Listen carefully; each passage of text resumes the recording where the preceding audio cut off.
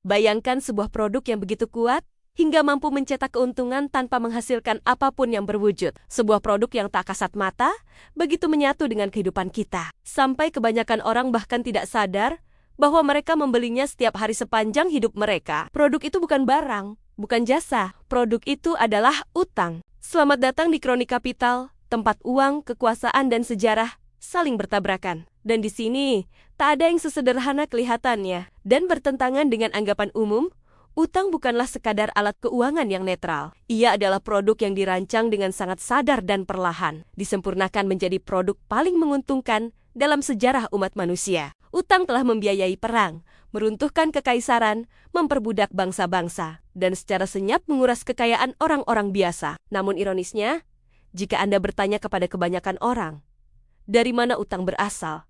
Siapa yang merancangnya? Dan mengapa ia mendominasi sistem keuangan kita, mereka tak akan bisa menjawab. Padahal, kisah tentang utang bukan sekadar sejarah ekonomi. Ini adalah kisah tentang uang dan kekuasaan itu sendiri. Dalam bentuk paling sederhana, utang adalah sebuah janji. Anda meminjam hari ini dan berjanji membayar di masa depan. Namun, di dalam janji itu tersembunyi inti dari kendali finansial, yaitu bunga. Bunga mengubah waktu menjadi keuntungan. Ia memonetisasi masa depan. Selama ribuan tahun, peradaban manusia bergulat dengan gagasan ini. Bangsa Mesopotamia kuno mencatat utang di atas lempeng tanah liat. Namun mereka juga secara berkala menghapusnya melalui apa yang disebut jubeli utang. Para pemimpin tahu satu hal penting. Ketika terlalu banyak warga terjebak dalam kewajiban, sistem akan runtuh dari dalam. Dalam kitab Taurat, penghapusan utang diperintahkan setiap 50 tahun. Logikanya sederhana.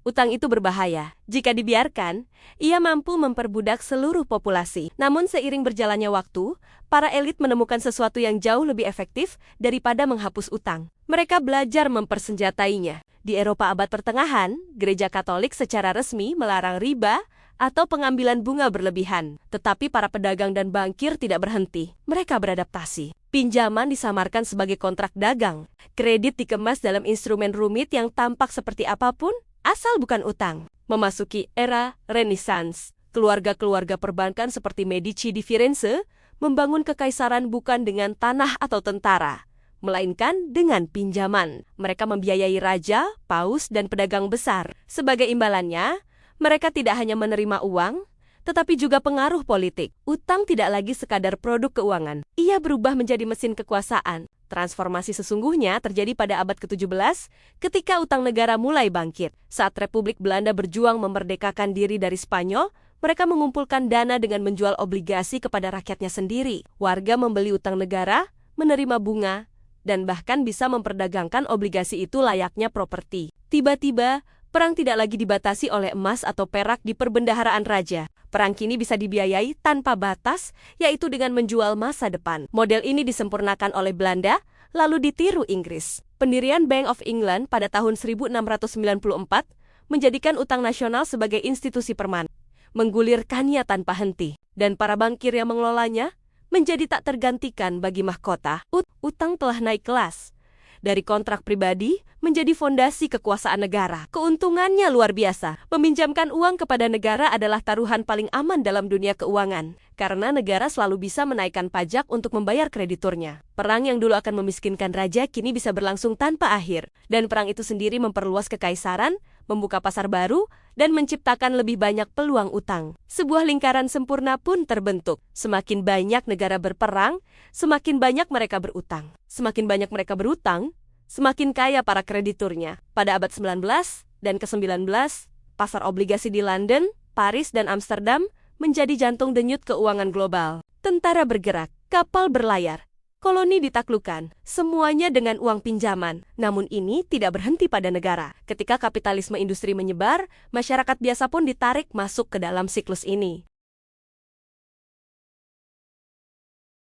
Rel kereta, pabrik, dan infrastruktur dibangun dengan kredit. Pekerja menerima upah dari perusahaan yang dibiayai utang. Lalu mereka sendiri berutang untuk membeli rumah, alat kerja, dan akhirnya barang konsumsi. Utang meresap ke setiap lapisan kehidupan ekonomi. Memasuki abad ke-20, utang bukan lagi alat para pemerintah atau konglomerat. Ia menjadi produk massal. KPR, kredit kendaraan, kartu kredit, Pinjaman pendidikan. Seluruh arsitektur kehidupan modern dirancang untuk menormalkan utang sebagai kondisi default manusia. Dan disinilah kecerdikan atau kekejamannya terungkap. Utang tidak menciptakan keuntungan sekali saja. Setiap pembayaran bunga adalah transfer kekayaan. Dari debitur ke kreditur. Dari banyak orang ke segelintir pihak. Bulan demi bulan, tahun demi tahun. Tidak seperti barang yang dibeli lalu selesai. Utang dirancang untuk abadi. Sebuah rumah dengan KPR 30 tahun akan dibayar 2 atau 3 kali lipat dari harga aslinya. Tagihan kartu kredit yang terus digulirkan dapat tumbuh lebih cepat daripada kemampuan Anda untuk melunasinya. Janji pun berubah menjadi jebakan. Utang, pada akhirnya, bukan sekadar kesepakatan keuangan. Ia adalah model bisnis paling sukses dalam sejarah. Ia tidak memerlukan pabrik, stok barang, atau bahan mentah. Ia menciptakan kekayaan dari waktu itu sendiri. Dan mereka yang paling awal memahami ini, para pedagang Amsterdam, bankir London, dan finansier Wall Street, menjadi arsitek sistem keuangan modern. Sistem ini tidak hanya mengelola utang. Ia memproduksinya, memperluasnya, dan bergantung padanya untuk bertahan hidup. Pada pertengahan abad ke-20, utang berhenti menjadi alat darurat. Ia berubah menjadi darah kehidupan sistem keuangan global. Kesepakatan Bretton Woods tahun 1944 yang sering dipuji sebagai era baru kerjasama internasional, justru melembagakan realitas ini. IMF dan Bank Dunia didirikan untuk memberi pinjaman kepada negara-negara yang krisis atau berkembang. Namun di balik retorika mulia, mekanismenya sederhana. Utang sebagai alat disiplin. Negara boleh meminjam, tetapi dengan syarat yang ditentukan krediturnya. IMF yang didominasi Amerika Serikat dan Eropa, mulai melampirkan syarat penyesuaian struktural. Ekonomi nasional diperintahkan apa yang harus dipotong, apa yang harus diprivatisasi, dan bagaimana anggaran disusun ulang. Utang tidak lagi sekadar menguntungkan.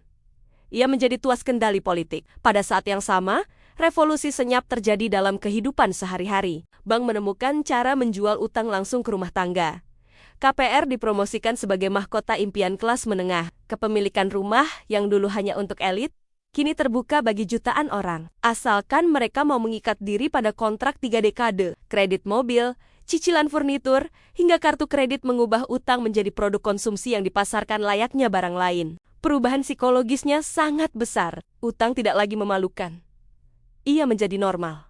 Beli sekarang, bayar nanti. Nikmati hari ini. Biarkan masa depan yang menanggungnya. Bagi bank, ini adalah tambang emas. Bagi pemerintah, ilusi pertumbuhan tanpa batas. Bagi korporasi, aliran konsumen yang terus berbelanja dengan uang yang belum mereka miliki, utang menjadi mesin tersembunyi kapitalisme modern. Namun, bahaya terbesar muncul ketika sistem ini kecanduan ekspansi. Bank tidak ingin utang cepat lunas. Mereka ingin digulirkan, diperpanjang, dan dibiayai ulang. Politisi menemukan bahwa berutang lebih mudah daripada menaikkan pajak, dan bank sentral memastikan semuanya terus berjalan dengan menciptakan likuiditas tanpa henti. Utang bukan lagi jembatan sementara, ia adalah arsitektur permanen sistem keuangan. Krisis utang global tahun 1980-an, runtuhnya 2008, hingga ledakan utang hari ini bukanlah kecelakaan. Itu adalah konsekuensi logis dari sistem yang dibangun di atas janji masa depan. Kini, dengan utang global melampaui 300 triliun dolar, lebih dari 3 kali output ekonomi dunia, kita hidup dalam paradoks terbesar sejarah. Manusia tidak pernah berutang sebanyak ini kepada segelintir pihak. Namun kondisi ini dirayakan sebagai pertumbuhan. Utang telah begitu dinormalisasi, hingga hampir tak pernah dipertanyakan. Dan di balik semua itu, mesin yang sama terus bekerja, mengubah harapan, kebutuhan dan mimpi menjadi aliran bunga yang mengalir ke atas. Pelajaran besarnya sederhana, utang tidak pernah netral. Ia diciptakan, dipelihara, dan disempurnakan sebagai produk paling menguntungkan yang pernah ada. Memahami utang berarti memahami bahwa kebebasan finansial tidak akan pernah diberikan oleh sistem yang hidup dari keterikatan Anda. Sejarah tidak berulang, tetapi polanya selalu sama. Dan tugas Kronik Kapital adalah menunjukkan pola itu, agar Anda tahu kemana harus melihat. Jika perspektif ini membuka cara pandang baru, tekan subscribe. Sejarah selalu punya jawabannya.